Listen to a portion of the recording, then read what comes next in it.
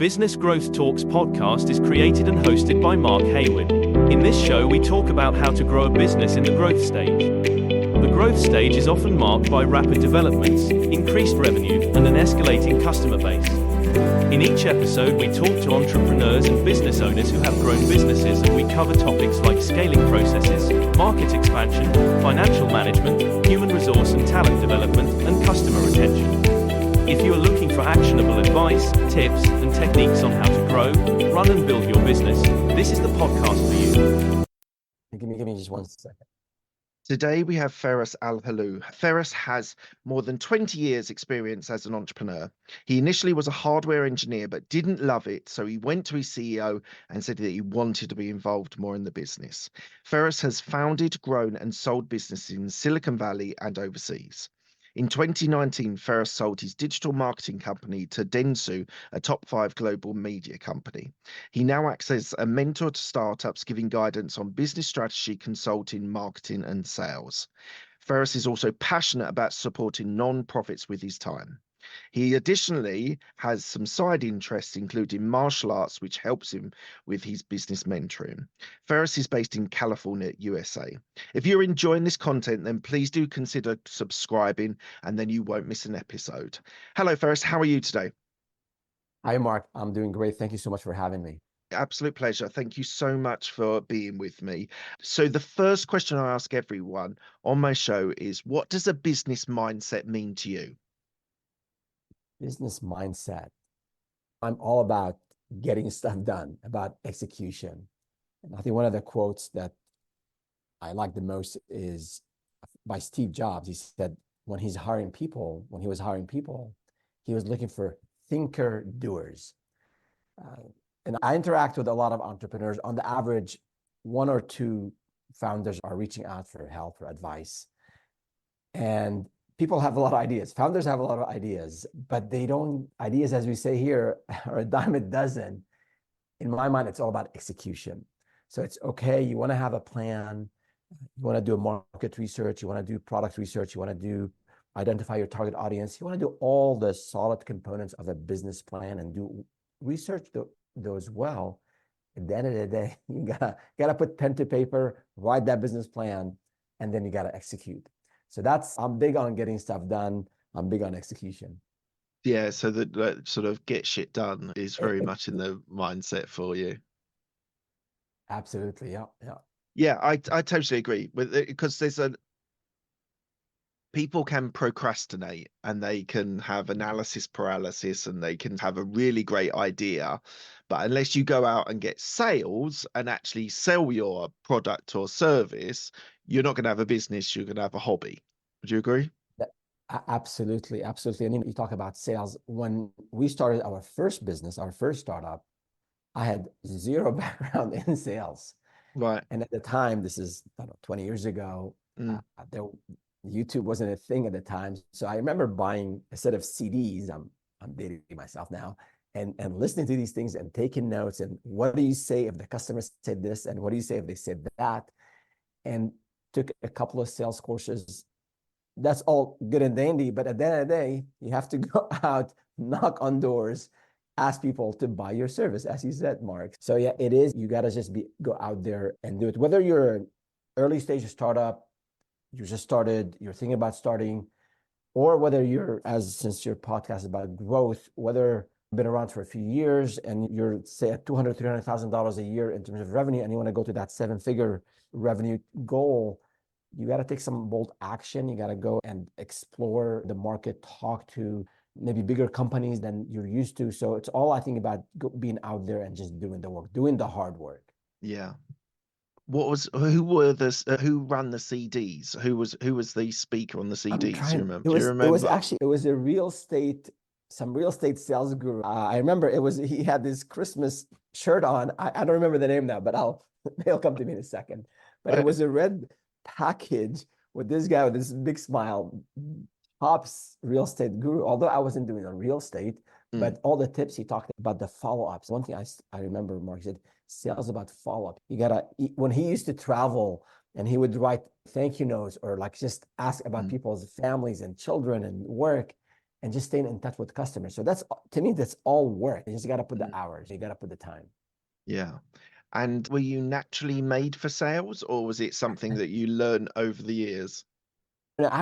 So I started as an engineer, as you mentioned, and then after 3 years into it, I was doing okay, but there was a major layoff at the time. I think we had 300 people in that company. I was in Florida at the time, and I think the layoff impacted half of the business, half of the company. And I was saved, I was not impacted. But then it occurred to me, like, it could have been me. And I was doing okay, but I wasn't getting this exceptional performance in my reviews. So I figured, this is not clicking. Engineering is not clicking. So I mustered all the courage I had and walked into the CEO office. His name is Russ. And I said, hey, Russ, I love what I'm doing, but I like project management, be closer to sales and marketing. Mm. And I remember I wasn't sure what was going to happen. I wasn't sure if he was going to ask me to leave. So to me, that was a big, courageous step. But he said, hey, do you mind traveling? I said, no. He said, okay, we have this opening for project management to go and be closer on the client sites. And within a month, we transitioned, and I loved what I was doing, and I excelled at it. And then I was always close to sales and marketing, but I never did sales till later when I started my own business. Yeah. So I've got another question I want to ask you, but I'm just interested. Like you said, it took you everything to walk through that door. I'm just trying to visualize, like in my head, standing outside that door. You've got an established career as an engineer, and actually going in and saying, after redundancies have been made as well, going in and saying, this is not for me, I want something different. How did you prepare for that? Because that's a potential it was a life-changing situation for you. How did you approach it? It sure was. It sure was, Mark. I still remember, I vividly remember, I was sitting in a cubicle, and the executives had actually glass walls, and you can see them from where I was sitting. And it took me a couple of weeks to think about it, talk to my wife about it. And I think 20 years ago, I don't think in terms of openness and transparency, and today the workforce is different. At the time, again, just right after layoff, it was an easy decision, but I figured I'm going to get laid off if I'm not excelling, if I'm not doing really well in my roles. And I have a family and 3 children at the time, and I figured I want to do something that I enjoy, and something I have maybe better skills for. So I just decided to just walk in, and I said, hey, Ross, do you have a few minutes? And he was a very welcoming person, and he was understanding. And he had recently been appointed as a CEO, and he was, I think, bringing in a better culture. So that was encouraging. But yeah, I did have to. I was breathing hard. I was shaking. I hid all of that, but it was real. Yeah, your poker face came out, did it? Your poker face came out Absolutely, just to stay calm. It worked out really well. It worked out really well. And I think that's part about, if I just thought about it and didn't do anything about it, I probably would have been stuck as an unhappy, mediocre engineer, and potentially have maybe gotten laid off in the next round. Yeah. So, yeah. Well done, you. Amazing. All right, moving on. Tell me one thing about your upbringing which reflects on who you are today. Upbringing. So let's see. How far back do you want to tell me? It's completely open. Yeah, so I don't know. I have 2 sisters and a brother, and there's a gap between 2 sisters are 15 years older, 13 years older, and then my brother is 11 years older. So there's a gap. So my siblings, they say I'm the spoiled one. They went through a lot of hardship when they were growing up, and then my family was doing better when I was growing up. So I don't know. I argue that a lot, but we moved to the States when I was 17, right after high school, to Oklahoma, middle of the country. And I went to school there, and I had to learn about a new culture, a new language, and worked to make some extra money. My family supported me for most of my college, but I did work to do things on the weekend, and to have more fun. You needed more cash. So I did work in a restaurant, and I started as a dishwasher. Then I was promoted to a busboy, then to a waiter, salad man and salad boy, whatever. And then, so in terms of working hard, I think that was, I went through that from my college days. Both my mom and dad worked hard. She was a teacher, and then he used to travel a lot and work really hard. So I think those work ethics about just working hard these are really important to me. And my motto is work hard, play hard. And that's what I tell folks, founders, entrepreneurs. If you want to grow, if you want to make it big, there are no shortcuts. So I think that those work ethics and surrounding yourself with those who want to achieve, want to grow is important. Mm. Do you think entrepreneurship was always within you? I think about this. I always had the idea of doing something on my own. Maybe we hear about it all the time. Maybe it's something that we all, or most of us, aspire to do. But it had to be a major life event for me to take that step. It was a layoff. So we had moved from Florida to the Bay Area, to Silicon Valley in 1998. And then there was the bubble, when the bubble burst happened. And I was actually in a startup where I was one of the management team members, where we raised $96 million. It was an infrastructure type startup at the time. Okay. But then we were out of money. We were ahead of the market. I was laid off in 2003. I started to look for a job right away. It was a really tough market at the time. And I couldn't find anything for maybe 6-7 weeks. And then I ran into a friend of mine, and he was thinking about starting a business, and I said, okay, I can't find it. I'm not finding a job. Might as well start a business. Right. And I wasn't sure. I think for the first couple of months, I wasn't sure. But once we closed that first deal, I said, okay, I think I can make this work. Yeah. So it was more, I would say, more of that layoff forced me to get into this entrepreneurial journey. Yeah, it's like the sort of serendipitous move of something happens and your life changes and priorities change. So it could be a layoff. My very quick backstory is I had multiple bereavements in my life and decided that the corporate life wasn't for me, and I wanted to try doing it for myself, which has turned into being a great life choice, and I've very much enjoyed it. But there usually is if you don't start a business at 18 or 20 or whatever, I'm talking to people on my show, there's usually a trigger point, an event, something that happened that changes your mindset into an entrepreneur. Because I think some people are born entrepreneurs, but I had to learn how to be an entrepreneur. I think I was being entrepreneurial in my corporate job, but it was a period of sort of personal development and professional development, which meant that I was bold enough to be able to make that choice. When you said you were unsure initially about taking that step, what for you was making you uncertain to just go bold and say, look, I'll start this business with you? Yeah, I think we get, no, thank you for sharing your background. And we get used to the paycheck. We get used to the benefits. We get used to in the US, to the 401k plan, the retirement plan. We get used to just in that rhythm, in that system.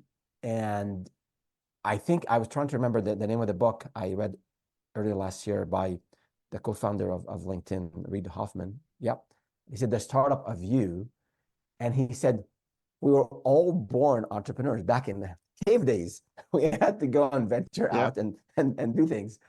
Over time, entrepreneurship is not for most of us. That's what he said. And I do agree with him. I think me too. Starting your own business, it just requires, there are a lot of unknowns. There's the financial aspect of things, especially if you have obligations, family, whatnot. There's just being out there and having to sell. Most people just don't have that skill. So I think all these, and I think I have before the holidays, I had a live stream on the fears of starting a business. And I think then one of the top fears is the financial aspect and the fear of failing. Some significant number of people who think of starting a business, I think 60% of the US population at one point in their time, wow, they think about starting a business.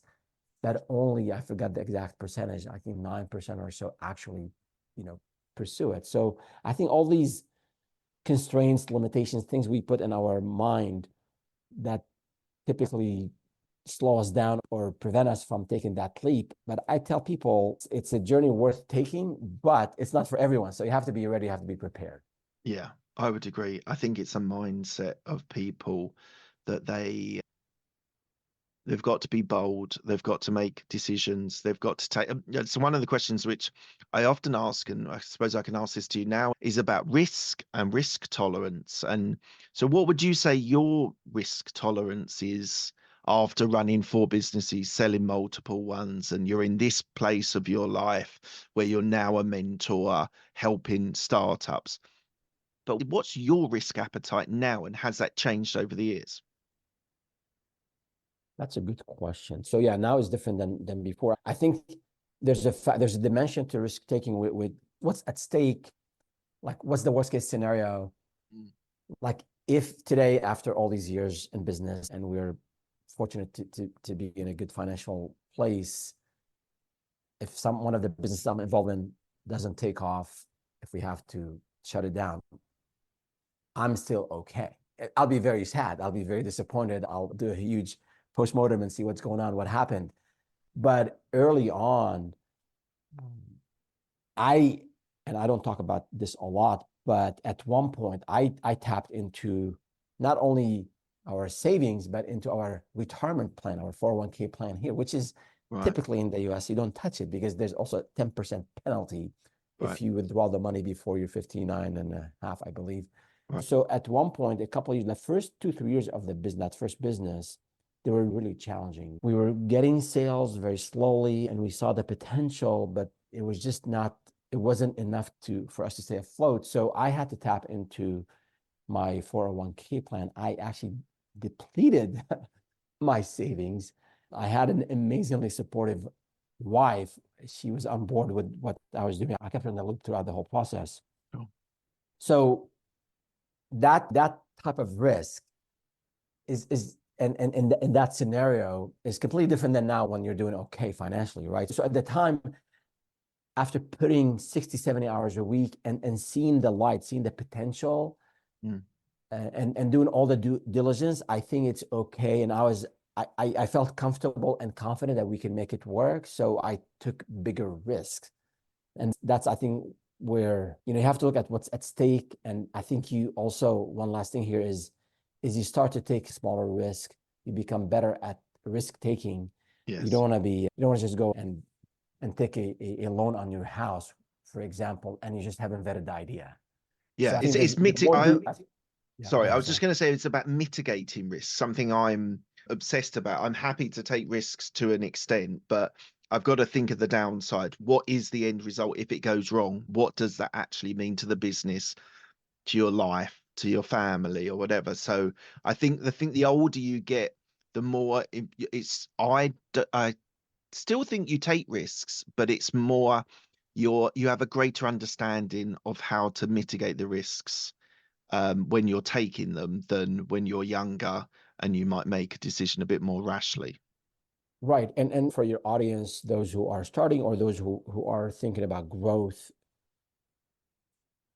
I think the number one thing to do is do your due diligence. In a book I also read last year, Why Startups Fail.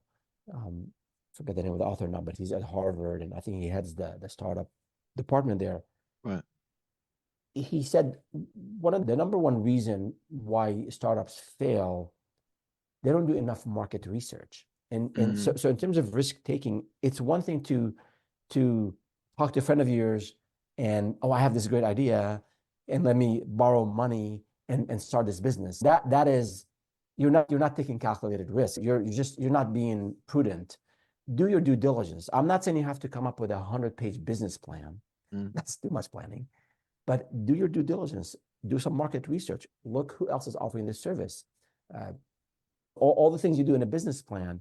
Yeah. And then, yes, you have to take some risk. But what I see with most founders I speak with is, or aspiring founders, is they haven't done enough preparation. Right. It's just an idea. I'm excited about it. I'm sick and tired of my day job. I want to do something different. yes, these are all good motivations maybe, but you gotta do the planning. You gotta do some of that vetting of your idea and the Yeah, market. I would 100% agree with that. All right, let's fast forward to Enor. Why did you set it up in 2003? What was where were you in your life at that stage? Yeah, so we've pivoted. We built a few other companies along the way, but we did keep the Enor brand from the very beginning till the very end. So that was the dawn of digital marketing, 2002, 2003. We built that business to basically help small businesses establish digital presence, basically have a website and do some online marketing. Yeah. And we had to learn everything at the time. It took us, I remember the first client I mentioned earlier. It was a small Greek restaurant, still around here in Santa Clara, California. Okay. And our first project, I don't know, it took us a month to convince the client to buy from us. It was $1,400 for a 4-page website. Today, you can go on GoDaddy.com and get that 4-page website up in probably 10 minutes. Yeah. So it took us, I don't know, 6 weeks we had to do everything from like with HTML and all. We didn't know anything about it. So that was the first, I think, that wave of businesses wanting to be on the internet, and they want to market using search engine optimization and pay-per-click and those and email marketing. Those were like cutting edge at the time. Yeah. And we felt, my business partner and I felt we would ride that wave and get ahead of it. And it paid off really well for us. We started with working with small businesses, very small businesses. And then later we started to work with Fortune 500, bigger companies, and then ended up working with Fortune 500. So I'm interested. So as the show is about growing and scaling businesses, so from that small Greek restaurant round the corner to Fortune 500, and I know there's many steps in between, but I'm just thinking, when you are at that point where you've progressed from a startup and you're now established, you've got a portfolio of clients and money's coming in, and you're taking that next step. So say you've got 1 million revenue, and you're then looking to the sort of 5 million, the 10 million revenue. For you, how did you work out to transition from smaller SMEs into those larger businesses? Yeah. So a couple of things to give you some context. So we kept that business here doing websites and online marketing. We set up another company overseas, an offshore development. So that was another venture, sold that one. And so as we were working with the smaller businesses, I had, my background was in working with larger businesses. So in the startup that I was part of, and also before we moved to California, we were working with top telecommunication companies, AT&T and Cox. So I had that background in terms of working, the polished approach to selling and delivering to high-end clients. So that wasn't something we had to learn. I think we had to really focus on being an expert in our domain. And that took several years in my mind. And we also, another dimension is we pivoted and we focused on one thing, and that's about digital analytics. Yes. So we went from selling website design, web development, online marketing, you name it, to pivoting the company to focus on digital analytics, web analytics. At the time, mobile wasn't a thing. And we ended up getting all the certifications and all the, I would say, at the time, the Google certification specifically, and becoming a certified Google partner was a major point in our journey. Because once you became known in your small niche, once you get the right certifications, the right affiliations, then these larger companies start to notice you.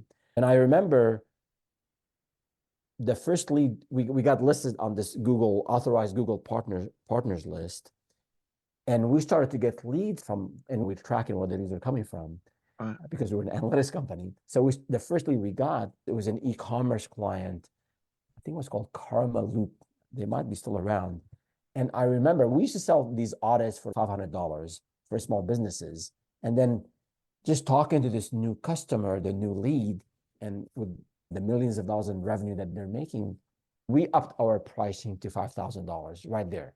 Because we give them a whole lot more hours, a whole lot more attention. Yeah.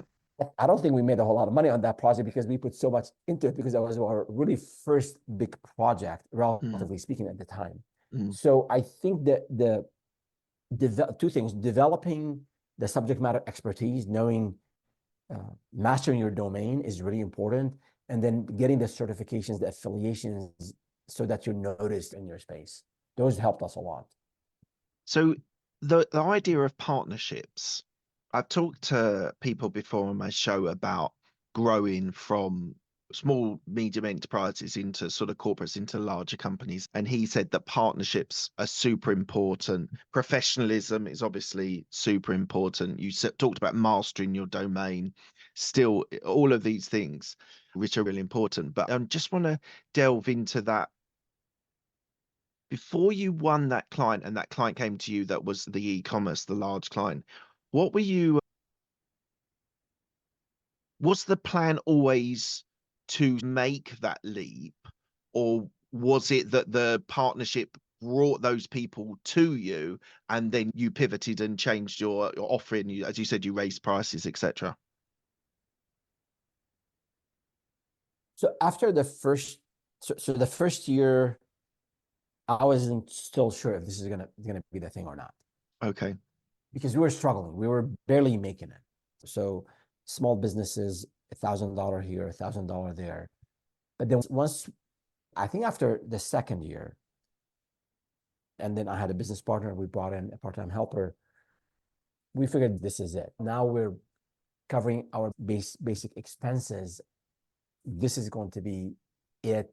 We believe in it, and we want to grow it. So I think that was really important, is once we believed it was viable, it's something that we can make a living off of, then we put a whole lot of energy and money to grow that business. And the growth was always there. And I think that's really important. And when I speak with entrepreneurs, I say, you got to make a decision. You want to be a solopreneur, and there's nothing wrong with that. Sure. You can do amazingly well and be a solopreneur, and you probably can grow to and maybe cap your income at a certain level, unless you become the $1 million consultant type or speaker and all. That's sort of a different path. But if you want to grow the business, you want to hire people, and you want to create an amazing culture, and you want to serve larger clients, then it's all about growth. As who said that? Phil Knight, the founder of Nike, he said, Yeah, life is about growth, grow or die. You don't want to be, just maintaining status quo. I think growth is really important. And that was right. Once we thought it was a viable thing, and we saw some early results and we believed in it, in the business, we were just putting all of our energy and resources into it. and I always think this when I'm talking to people on the show, and the top revenue number, the top line, the revenue that you bring in, I bring in £1 million, £10 million, £100 million, whatever, it is an interesting metric. But actually, to have a really good business, you need to be profitable. And that's the killer metric. That's going to make or break your business. And we all, some people get on this ego of this huge revenue number, but they're making no money out of it at all. How do you talk to, we're moving on to your mentoring now. How do you work with your clients and thinking with them about talking to them about profitability rather than revenue? Yeah, revenue is important. Revenue is very important.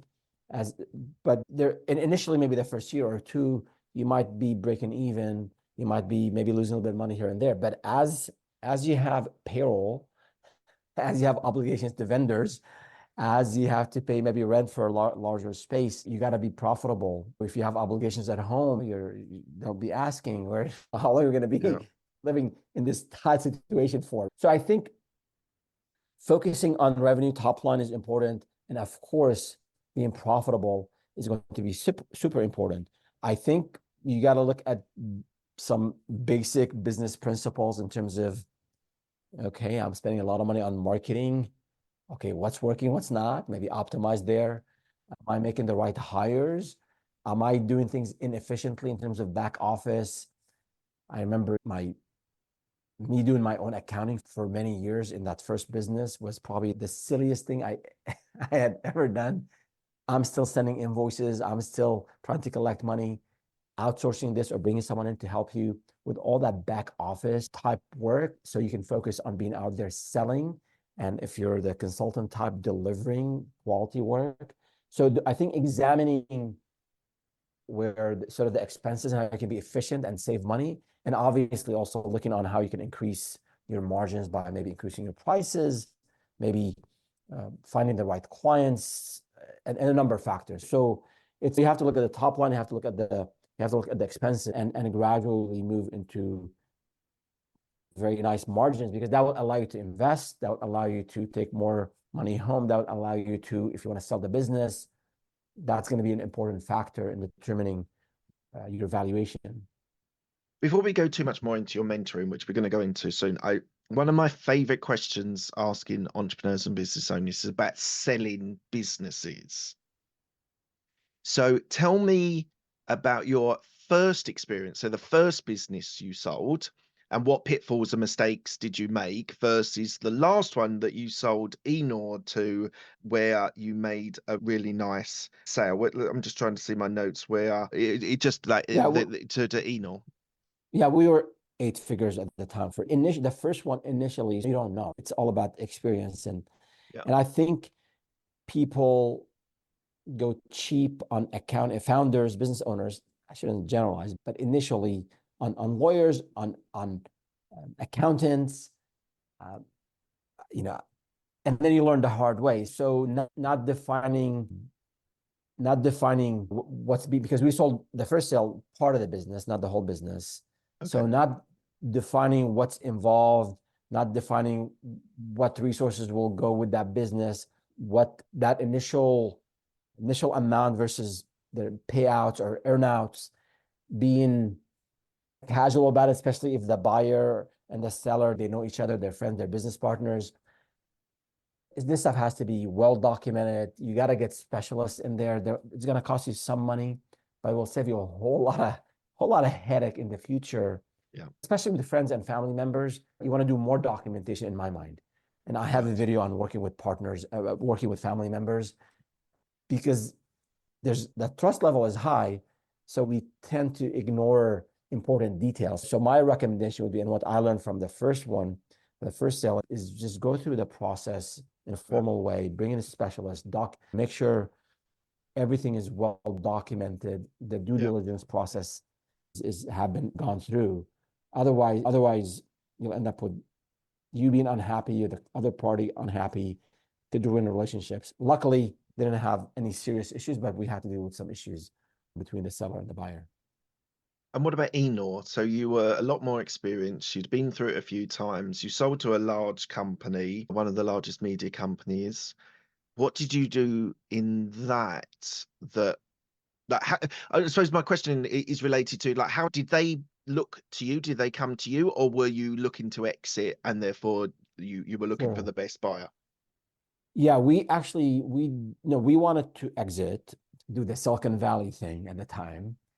So we actually, learning from past mistakes and also speaking with other business founders, which again, a pro tip here for your listeners, leverage your networks, speak with other business owners and founders. They're willing to share, they'll help you a lot.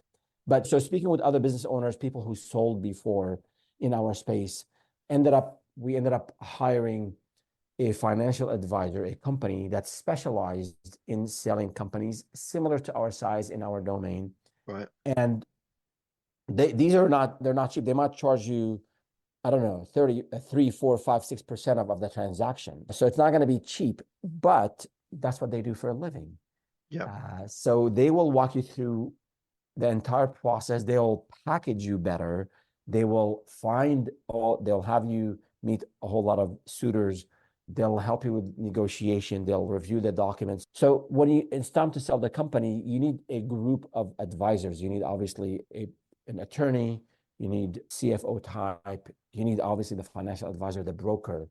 So those probably a couple other things, but those are probably the main advisors you want to have. And again, it's not going to be cheap, but if you're serious about selling, especially if you're profitable and you have good margins, you're going to have a good multiplier, then you could afford to pay for these services.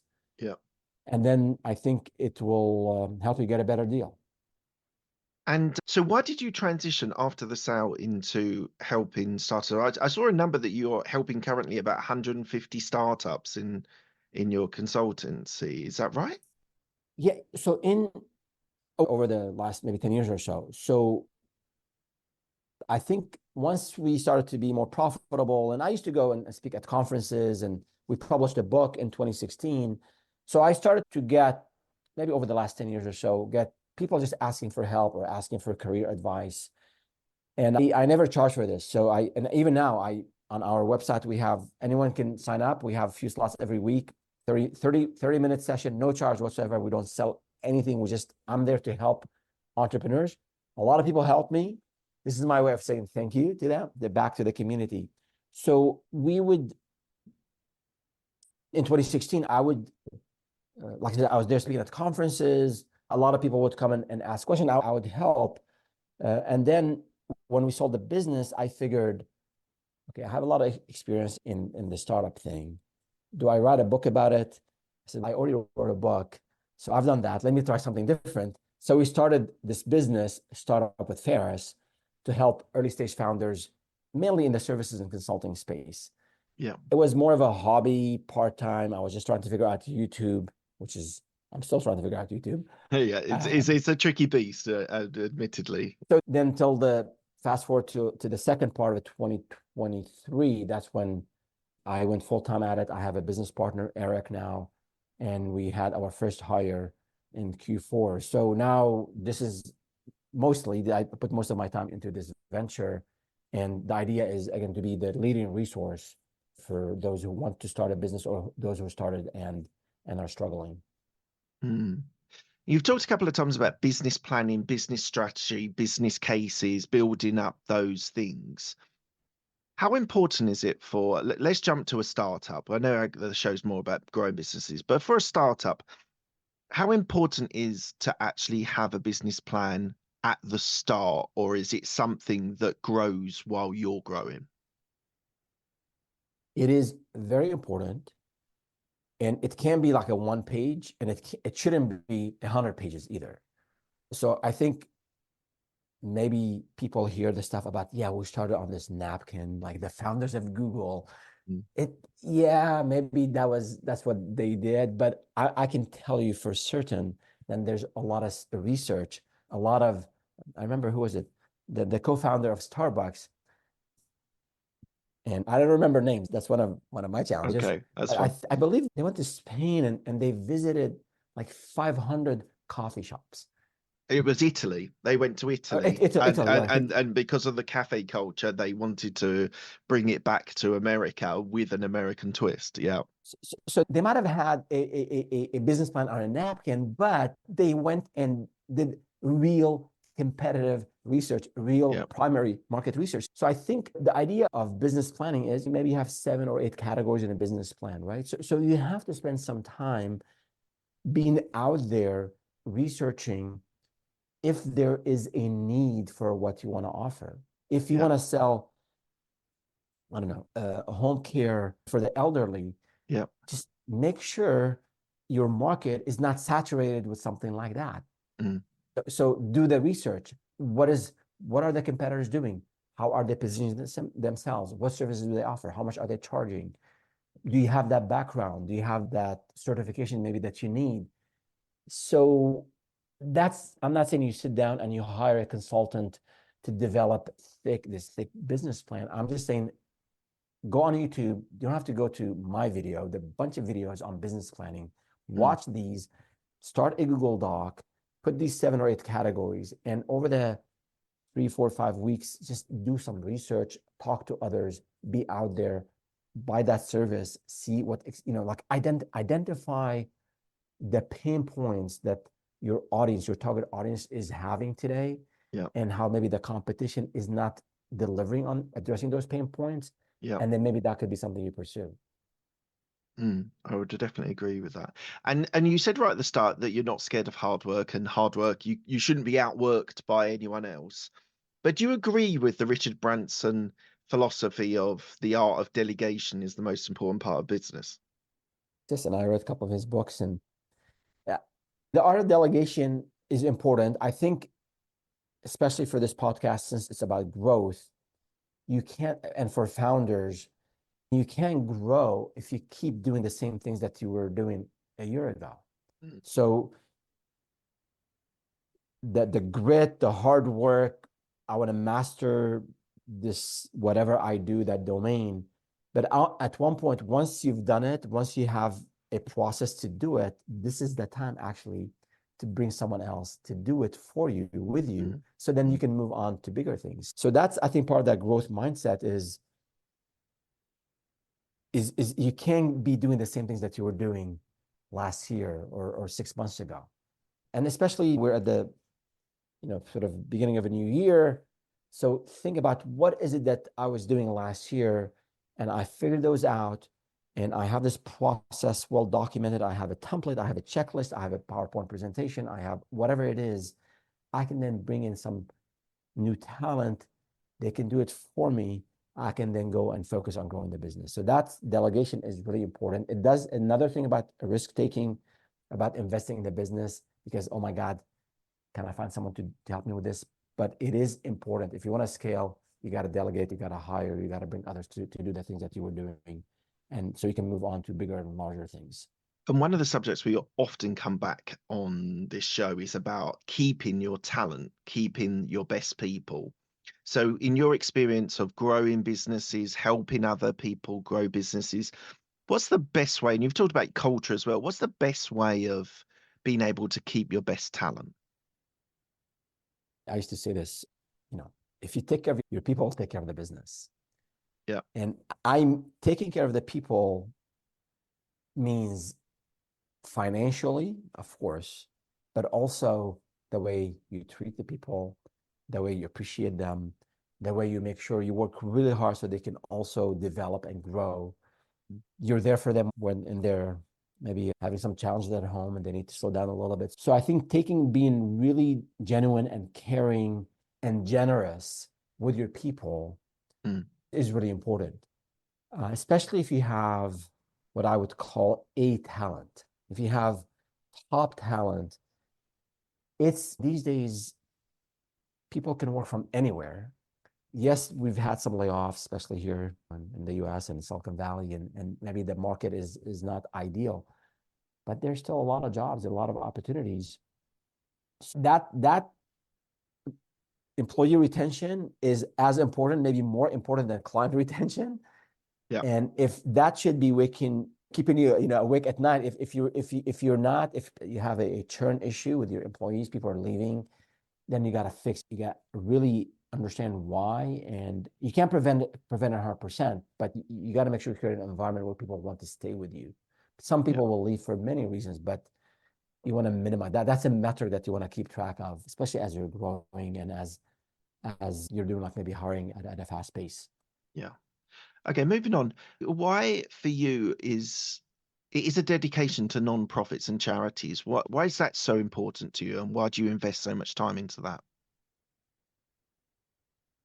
Yeah. So where did I get that bug? I don't remember, but I know for probably before I got married, so that's more than 36 years ago, in college, I was doing some volunteering in one way or another. I think it started with blood donation. Someone needed blood. A friend of a friend needed blood, and I didn't know how to help. So I went and did my first blood donation. And I'm fortunate to be able to donate. So I'm a lifelong blood donor. Right. I think over 100, I don't know, I lost track, over 100 blood donations over the last so many years. Amazing. And I think it just feels good to help others. It feels good to not have that mindset where the world revolves around me, especially we're bombarded with all these messages around us about me. And I think that joy of helping others, the joy of seeing others succeed and you are being part of their journey, to me, it makes me happy. and maybe that's one of the reasons. And I think having people in your life, mentors and friends and family members who also have service as a value, I think that also is helpful. Do you give money, or do you give time, or do you give both? So I'm on the board of the local chapter for the Red Cross, the American Red Cross. And I joke with the executive director, my friend there, Ken. I said, you all take my blood, my money, and my time. Although I haven't been very active the last few months, it's been really busy. So we try to do all of the above, volunteer time. And I think over the years, now I like to volunteer. Like if a nonprofit is struggling with maybe marketing or business planning, I can, instead of just doing the actual work, I don't mind doing the actual work, whatever it is that they're doing, like Habitat for Humanity or something else, building a house. I love doing that, but helping them in areas where I have subject matter expertise, I think that's more impactful for them.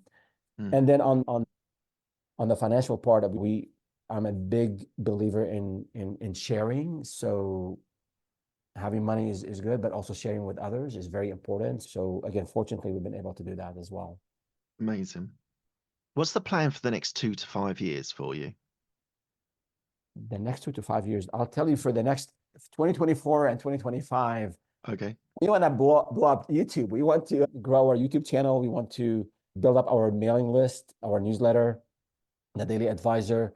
We believe we have something unique in terms of focusing, helping there are a lot of resources for people who want to grow their businesses. I believe there are a lot of resources in Silicon Valley. There's a lot of resources for VC-backed companies, for product companies. I think for the services and consulting businesses and for early stage founders, new business owners, I don't think there are as many resources, and we want to be that resource for them. And like I said, we offer a lot of stuff. We don't have gated content, at least not yet. We have these free sessions that I offer a few times a week.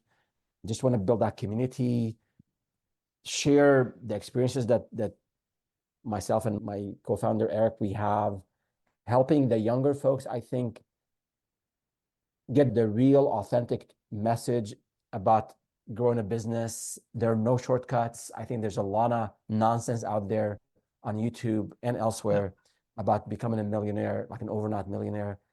I think this is a disservice to the new generation of and I feel almost like an obligation to share and pass on what I've learned to others.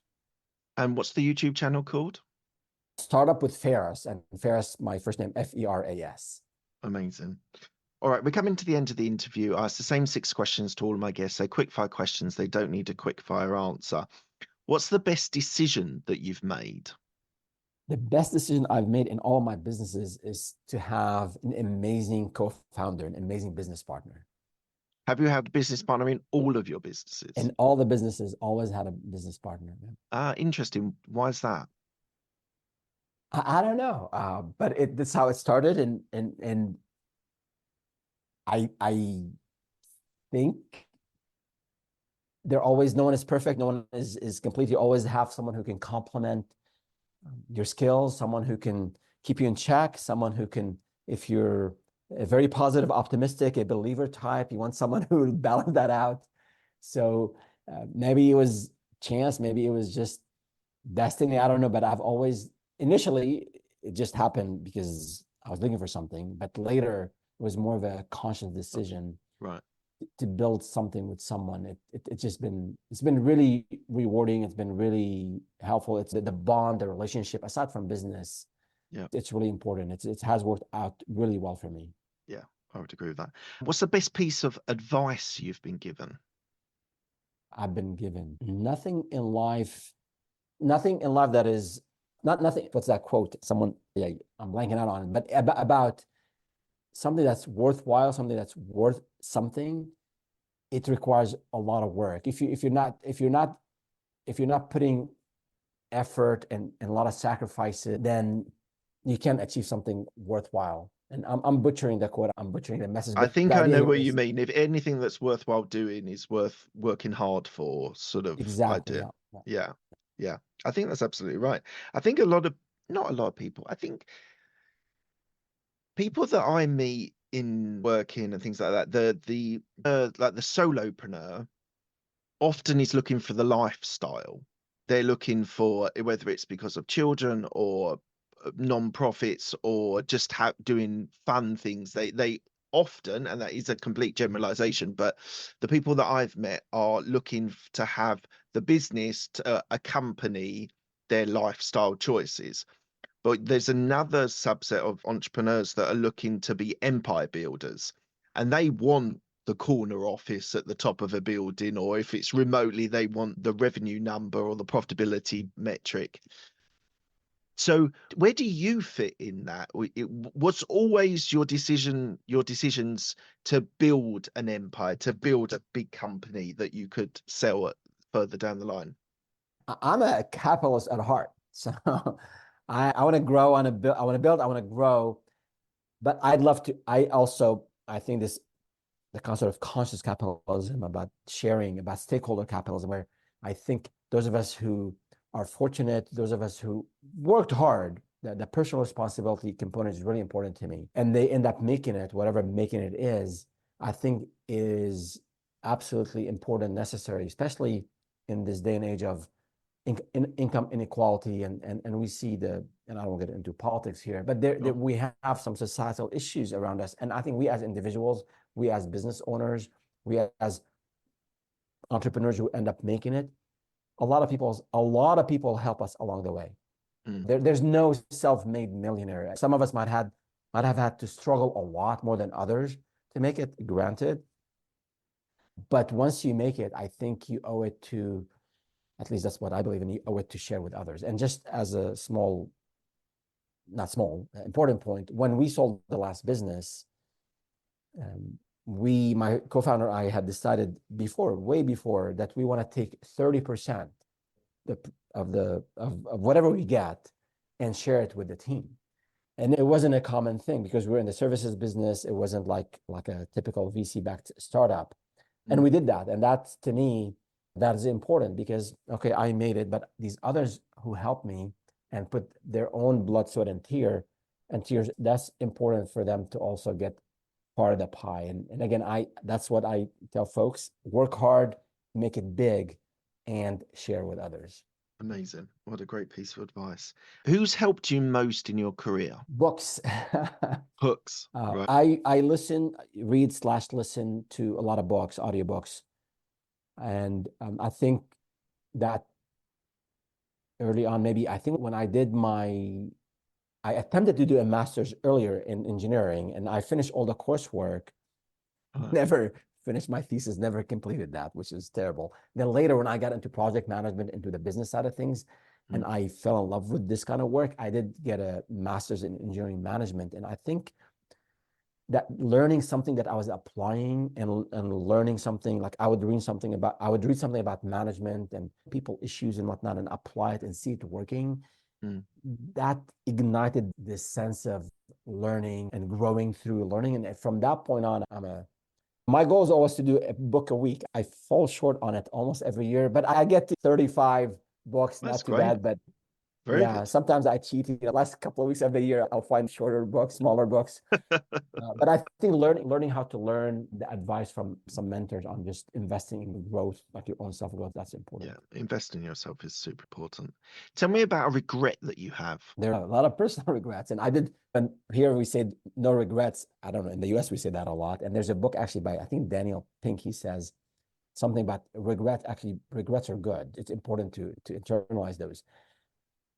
A lot of things you do in business early on, you regret later. I remember you can do shortcuts and do things that you really shouldn't. Nothing too shady or under the table, but I remember hiring someone from a client. And so he was working with one of our clients, and then we ended up hiring one of their people to join our consulting company. And that's totally okay. There's nothing illegal, but the client didn't feel it was right to take one of their stars and have them work for us. And although, again, the contract, there wasn't anything in the contract to prevent us from doing that, but I felt like it could. And the person wanted to leave on their own, and they wanted to relocate. And we offered a virtual workspace, a workforce setup, but the client felt like their perception is reality. They felt like we stole their star. Right. And till this point, like, I should have done it better. I could have waited till the guy left and made an offer. So I think those personal relationships, sometimes we're just in the heat of the moment. You want to close a deal, you want to hire someone, you want to do something, you make a shortcut, or you just don't do the prudent thing. and you lose a friend, or it's not about money, losing a client. It's just like your reputation is really important. So Yeah. I think those decisions that, again, were not unethical or were not illegal. It just were not the right thing to do. Yeah. Looking Yeah. at it a few years later. Yeah. Thank you for your honesty. A lot of people brush that off with "I have no regrets," and That is, they should read that book. it is Daniel Pinkman. Yeah. I'll maybe put that in the show notes for everyone. Yeah. What are you most proud of? Personal, family, of course, family, grown 3 children and all that good stuff. At work, I think the ability to deliver on the promises that we made, including that promise to, if we sold the company, we would share 30% of the proceeds. So I think that was really important for me to build and grow the company and share. And the ability to deliver on the promise was really satisfying, rewarding, makes me sleep well at night, if you will. That's amazing. Why do you do what you do? My wife says, you're nuts. You sold the last business. Why don't you chill? I don't know. It's a joke about this, but I remember that my last day at the last company, that after we exited, I stayed with the acquirer for a couple of years. And I think it was a Tuesday, my last day. And after all these years, I had a conference call at 7 a.m. the next day with a nonprofit. They needed some help. So I said, why did I schedule a 7 a.m. call? I think it's in the DNA, but it is, I think it's, you get the bug of building and growing things and helping others. And I don't know, it's just very satisfying. And I think it's just not about business, because also family, of course, we're not talking about family here, or personally, I think I also encourage people to do things, hobbies, whatever it is, but you got to be active. I think you got to be growing mentally, emotionally, physically, and of course in business. And I think that keeps us sharp, keeps us stronger, better as we age, as we get older. What does legacy mean to you? What is legacy? You're asking some tough questions, Mark. Thank you. Legacy. I think one of my favorite books, classic, by Stephen Covey, The 7 Habits of Highly Effective Individuals, people. Yeah. Way back then. As you can tell, I always mess up titles and names. I think he says, in the second habit, begin with end in mind. Said, imagine you are at your own eulogy. What do you want people to say about you? So I think, to me, is the service to others, sort of being generous and helping others, is really important, whether in the context of business or outside of business. Sure. And where can people find you if they want to reach out to you or find out more information about you and your business? Yeah, sure. So you can go to our website, startupwithferas.com. And again, Feras spelled Feras, or on our YouTube channel, youtube.com at Startup with Feras. We publish weekly videos, and then we have a weekly live stream, basically podcast style, where we cover a business topic, and then we answer all the questions that come our way throughout the week. And then we have on the website, we have the daily advisor, a daily newsletter, basically helping early stage founders or those who are thinking about starting a business to start up, and also to get to 7 or 8 figures. That's what we're trying to help. Amazing. Thank you, Feras. Thank you so much for your time. It's been an absolute pleasure. You've been a fantastic guest. I appreciate it. Thank you so much, Mark. Thanks a lot.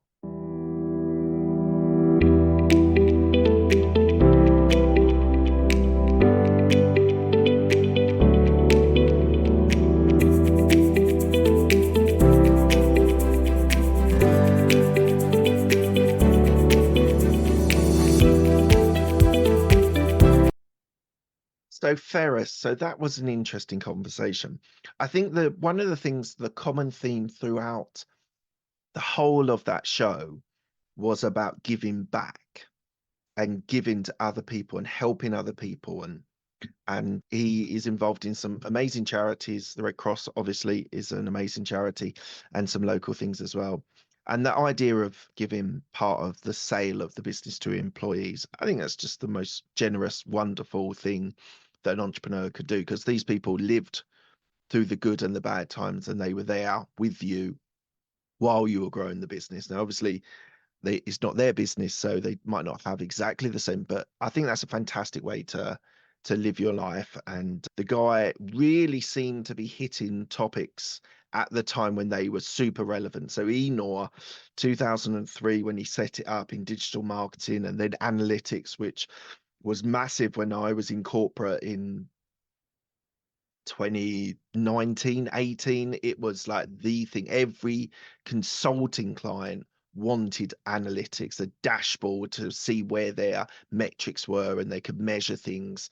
And as we say in marketing, if you can't measure it, it's not worth doing. So great interview. Had a lot of fun with him talking about it, this wealth of experience that he's got in entrepreneurship, and now he's there giving back to his community, to entrepreneurs. Do check out the YouTube channel. Do check out the website. Have a look, see if you are interested in those 30 minutes to have a chat with him.